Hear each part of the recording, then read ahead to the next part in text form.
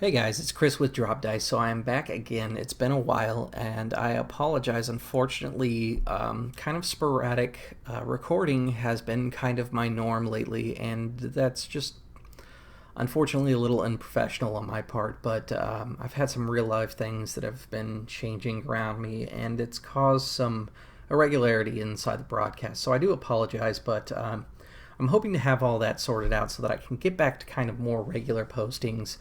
I've started doing a few other things if you guys are looking for more content, which I'll discuss at the end of this video as well. But I did want to get back into the city challenge because I don't want to let this one go. I know there's a lot of people that were very interested in seeing how it went and when it would come to completion. And if you happen to be one of those people, I wholeheartedly apologize. I know I said 2 weeks, but honestly, it's been a very daunting task.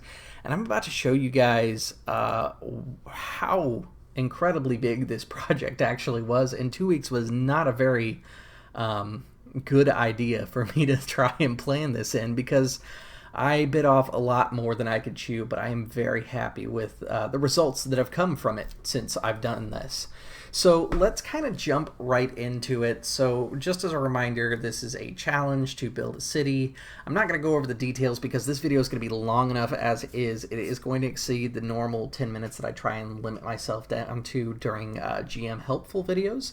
But hopefully you'll see a reason for that. Now, the last time we kind of talked about some of the other districts. This time I'm just going to finish out the districts. I know I talked about the market and storehouse, so really what we've got left is the Edda housing, the samurai housing, the Henin and Wharf district. All three of them serve basically the same principle. It's housing for each class and then the wharfs to the city itself. But let's kind of jump right in. I showed you guys bookmarks in the last video. Now the screen's going to get huge here. Oops, there we go. And this is what I wanted to show you is the bookmarks and where I'm at right now. I also wanted to point out that one of my commenters last time asked me where are the pictures at. I want something more visually entertaining, so I've included some pictures inside here now. They are at the head of each little section of the city to kind of give you an idea of what it's like. So like this would be a view from outside the palace down into the city at kind of evening. Keeping in mind that the whole city itself is built like this to where it's kind of up into the mountain itself, kind of growing off of the mountain. The other thing that I've done is I've included a whole bunch of links, and that's part of what you see over here, these bookmarks. So if I wanted to go to, let's say, the storehouse, I can click on that and go to the storehouse. That's the kind of bookmarks you guys saw last time. What I then did is I took the names of each character and I made those a heading 2, whereas the storehouse and each region are heading 1. So that's why it shows up like this as a main title and then a subtitle here. And this is basically outline format, and I figured this would be the best way because when I create the bookmarks, let's say they are in the storehouse district, but they meet Anu Yutaro. So I need Anu Yutaro to come up so that I can describe who he looks like and know what his rumors are, which, by the way, if you're paying attention, these rumors are new. I've also included links to each person. So, like the Anu Yutaro speaks about a rumor that he's heard that Anu Mika is inappropriately involved with someone in the Scorpion clan. And you can click on the link and it will take you to Anu Mika, who logically players will probably go talk to eventually. This being kind of an intrigue type of rumor, they probably will not confront her right away. They'll gather more information. So some of these rumors are repeated. And basically this allows you to go, oh, okay, when they finally speak with Anu Mika kind of dismisses their rumors and doesn't really get to it. But she turns around and she drops a little rumor of her own and says, I heard from a reliable source, Anu Shozen is the fastest Ijitsu duelist north of the wall. So then you can click on that and bam, Anu Shozen, which happens to be just below. But here's a good example, like Yuchi. If I click on Yuchi, drops right down. And Yuchi is part of the guiding hand. If I need more information about the guiding hand, click on that and it drags it down. Normally when I play, I'm actually going to switch this over to view mode instead of edit. Because I'm in edit, it actually shows me the links here, and then I've got to click on the link again to go to whoever it is. But this is kind of a quick way for me to be able to go through here and make sure I've got everything correct. Now, some of the characters obviously are a little bit more of a spiritual nature, like this Shugenja here and his Yojimbo. So their rumors happen to be focused around some of those more spiritual quests that I'm eventually going to be writing, and some of them happen to be around like horror quests. Somebody will have a rumor that says that, Ayumi has been giving small packages to the geishas. And I may not say it exactly like that, but during the game I can remember these small bullet points. I tried to keep the sentences very short, very to the point. That way there wasn't any confusion. I could quickly read over them and then say it in the voice that I think that the character would say it. So that kind of gives you an idea of where we are at. So let's jump right down to the Eda housing, which would be the first section of our new area. The Eda housing is kind of larger houses that are shared between families. Like this would be like akin to kind of like a duplex. Two families would be living in there, and it would be their entire family kind of thing. And each building houses two Eda families is kind of the way I have it in mind. And it basically tells you, who's in charge, Anu Shigeko. And who's really in charge is Tombo Cow, who's the first time we've actually introduced her. She is the Shugenja I was just speaking of.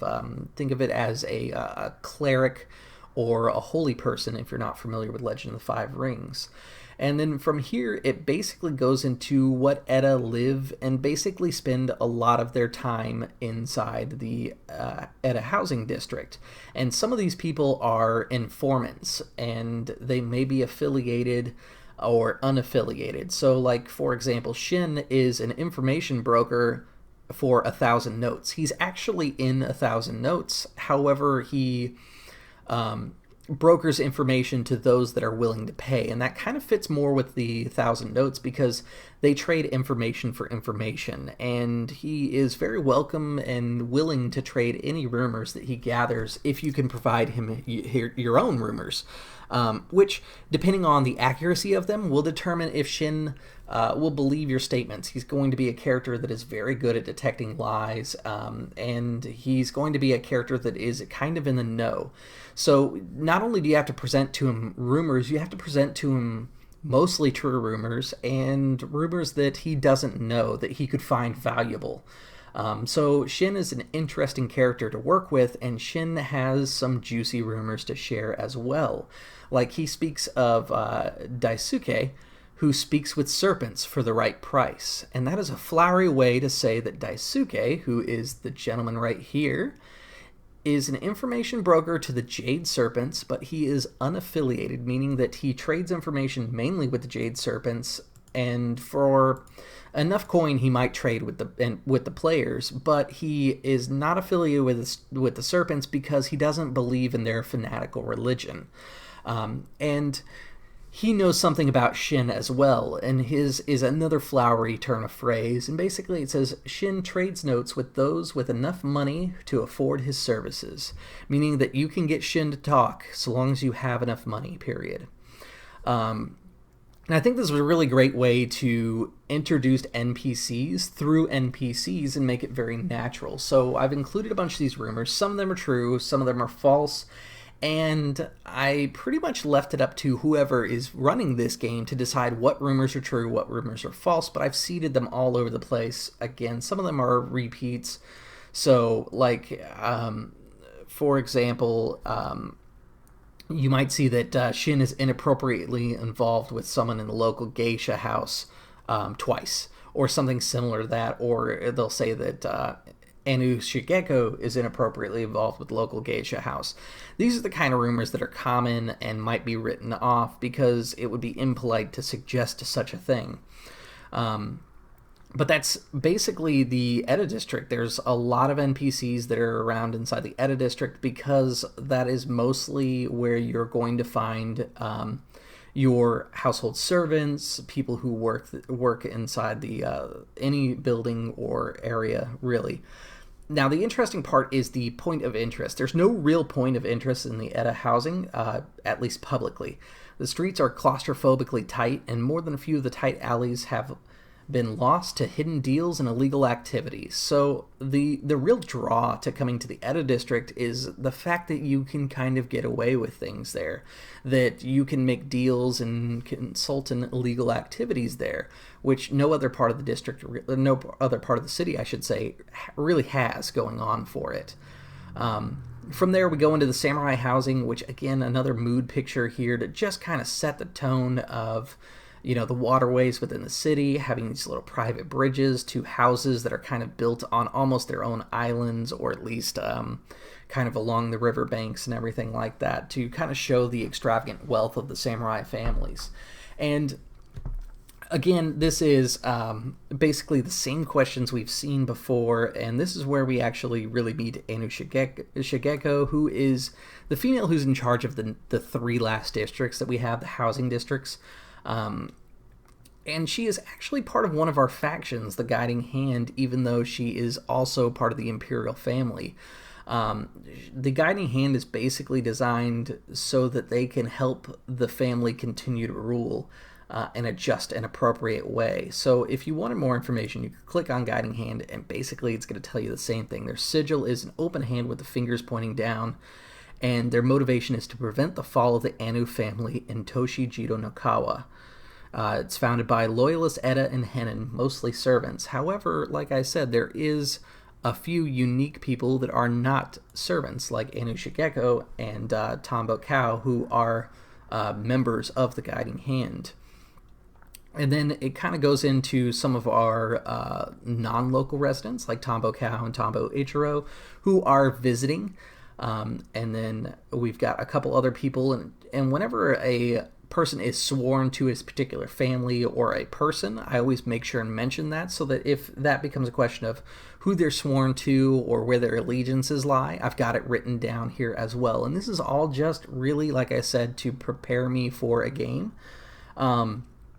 This is a really great format. I really love doing these cross-referencing, and I suggest that you do the same. It takes a lot of work to do it, but in the end, it makes it so much better. To give you an idea, this document is 29 pages, but because I've got these bookmarks in here, it's super easy to go through and do everything that I want to do.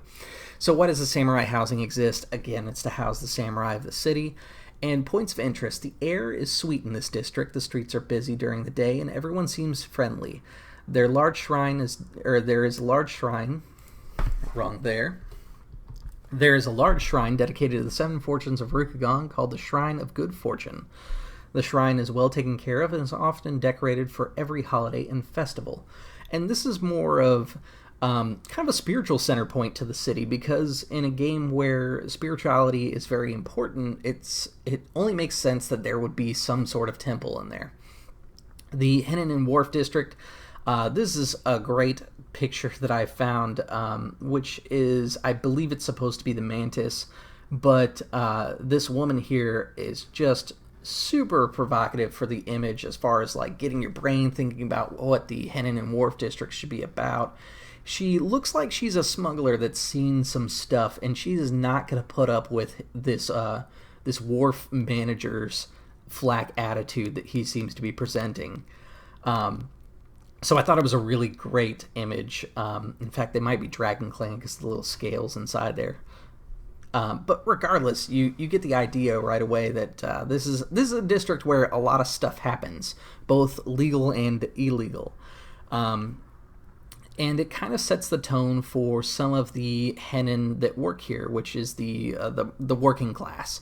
The Henin essentially are busy people. They will only do things that seem to benefit them. And their emotions range from calm to outspoken to being enraged all the time almost. The Henin are just such pressured people that they tend to be people of emotion, and inside L5R, that's not really a good thing. They are also, however, the people that you talk to whenever you want to get business deals done, because samurai should not be involved in business, but they can sponsor someone else to do so for them. I've got some people inside here that I put here just because there wasn't a really good place to put them. I have the idea that that's probably where this person hides. but they're not going to be publicly going out there and saying, I'm Oiban Izumi. Instead, she's going to use a false ID and only rumored to be in the district. So because she's rumored to be in the district, I went ahead and put her inside here. If the players ever do run across her, I've got her description here and her infamy rating in case that becomes important to the players. I've also got the rumors that she has here, and for the other Oyaban, because I do have two gangs that are inside the city, she's also notated inside there as well. Now, from there we talk about what does this district exist for, and basically it facilitates trade to the city and provides housing for the Edda. Big surprise there. Now, the point of interest is the lonely Knight Okiya house. Now, an Okiya house is essentially a geisha boarding house. It is not where the geishas work. Geishas work in tea houses, but an Okiya is where they take residence. It would be the house that has loaned money to their families for their service as a geisha, which would be a common practice. And depending on your class and where you come from, and how valuable your daughter is, it could be seen as a good thing to sell your daughter into a geisha house. And it was founded by the Toshi family, which is the Scorpion, who are pretty much the movers and shakers in the rumor world. They tend to hide a lot of things, and they take in secrets, and they deal mainly in that sort of thing.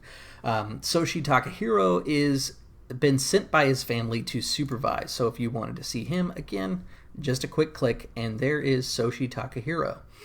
And he actually lives in the market district, which is a little different. That he lives there, and that is his personal choice as a businessman, which is uncommon again for any samurai. Once we get that done, we jump back down to factions. Factions, again, are pretty much what you guys saw last time and just a minute ago. This is the cool new section that I added, rumors. There's, I believe by last count, it was like 27 rumors or something like that. It's a pretty ridiculously long list. Actually, I think it was 47 now that I'm thinking about it. But it's a pretty ridiculous long list, but I condensed it all here just in case I want let's say they're talking to Seiji, and Seiji's already told them all their rumors, but because rumors are such a fun game in L5R, to the people of L5R, maybe I could come to this list and have him talk about Mia Shiori has been exchanging letters with an Akado she made an acquaintance of last Imperial Winter. And as I play the game, if I create new rumors, or say the players create new rumors, I can add them to this list. And basically, I can keep cycling these out and create adventure seeds for years. Which brings us to the next section, the adventure seeds. Now, L5R adventures are written in a very systematic approach. This is the way that was introduced by the authors of Legend of the Five Rings. They say that you should write them in challenge, focus, strike format to kind of condense your thoughts, and then you can expand into a full adventure outline from there.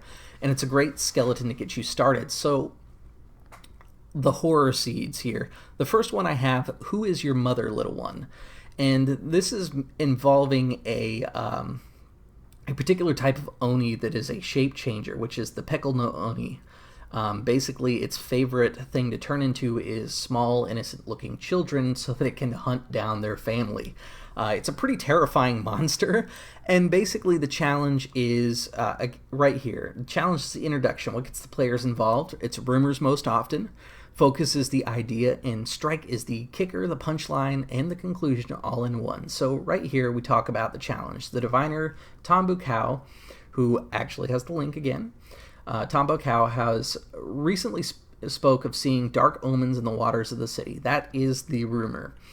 When they actually talk to Cow, Cow tells them that the last time she drew water from the canals for her divinations, that she saw dark clouds and blood in the water. After turning to other forms of divination, Cow was able to confirm something dark has entered the city. She believes it may be related to a family's means. Reading the water was unclear. And that's something I want to make to very obvious to the players, is that Cow is not sure. She knows it's something evil, but it's it's very hard to understand. That way the players kind of come into this not being 100% prepared, because that's kind of a trick when it comes to running any sort of horror game, is to not let the players be completely prepared for the situation, because if they are, it's an action scene, it's not a horror scene. So from there, sorry, I had to get a drink. From there, it goes into the focus, which is basically the idea that they're probably going to look around the city, gather some rumors, and they're going to hear about Shin, who, again, is one of these NPCs that I've made note of, and his wife, Iwako, who is a minor NPC, so she doesn't actually have an entry. Unless the players become interested in her, then I will add her to the Edda district, where she belongs. And basically it talks about how Shin has discovered that something is killing his cows. He sent his eldest son to watch the barn. The next morning he reported seeing a young girl petting the cow before punching her hand in the poor creature's chest. He swore the girl was Toshi, the daughter of Shin. Shin believes it was because he promised his daughter half of his wealth when she comes of age and the rest on his passing, which means that Shin is not leaving his sons anything. Highly uncommon. He banished his eldest, Bokaru, and sent his second-born in. Chen, the second-born, reported the same thing to Shin, and Shin banished him as well. And then from there, it actually goes in to talk about the strike. Now, if you are listening to this and you are intending to play, I warned you at the beginning, don't listen to this stuff, because this is an adventure seed that you may see. Choshi was wandering through the forest about a week ago. She was attacked by a pickle no Oni, a shape-shifting Oni who likes to prey on humans, turning them against one another. Choshi died at the Oni's hands, and since the Oni has been feasting on her remains and took her form, was found by Shin, who took the girl in, believing it was his daughter, and she's been murdering cows each night, laughing at the village priest's attempt to drive off evil spirits, because unless a village priest is a Shugenja, then what they're doing doesn't really matter in the end. And it would have worked if she wasn't so powerful. Basically, from there, I kind of talk more about how the adventure should end, and the players must find a way to discover the Peckle no Oni, because it will continue to change its shape and try and play the players against each other. If the party gets divided, it will take the shape of one of the party members and meet up with the others, trying to isolate it with one other person so that it can kill it. If it becomes desperate, it will attempt to bar the exits for the house and kill all witnesses if it's discovered in its original form, or at least fully discovered and has no way out. Should the players fail to kill the monster, it will come back again as another person in the village. Its motive beyond feeding is unknown.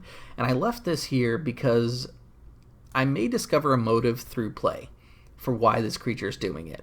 We know it needs to feed, but it's taking enjoyment out of it, and why it is hasn't quite been determined yet.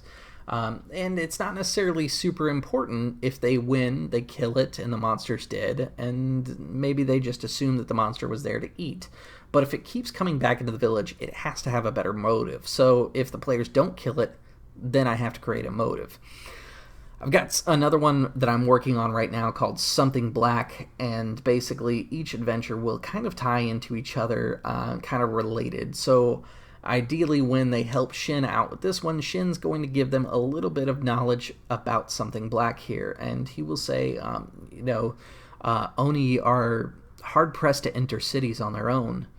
I don't mean to sound like a doubting person, but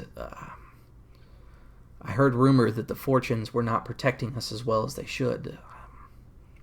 Some speak of Maho magic. And that little bit right there is enough to get them as interested in this part, which is a Mahusuki, which is a black magic user, is rumored to be practicing in the city. And that's enough to kind of start them down the path of Something Black. And then Adventure 3, and you guys can see my lovely formatting that I've used. Obviously, I haven't finished filling these out, but I do have another intrigue seed that I've done using Yuchi has angered her Daikoku, the Fortune of Wealth. And this one's a really fun one. If you want to check it out, make sure that you do read it. If you are playing, I'd say save it. I'm not going to ruin this one for anybody who happens to be watching and forgot to click out of it. But that's basically how all these adventure seeds are going to go. And I suspect this thing will probably be about 35 pages when it's done, plus the relationship chart. If I feel like the relationship chart is more than done, basically because of all these links all over the place, I may just skip it because I've built it into this document, kind of creating a one single document for you.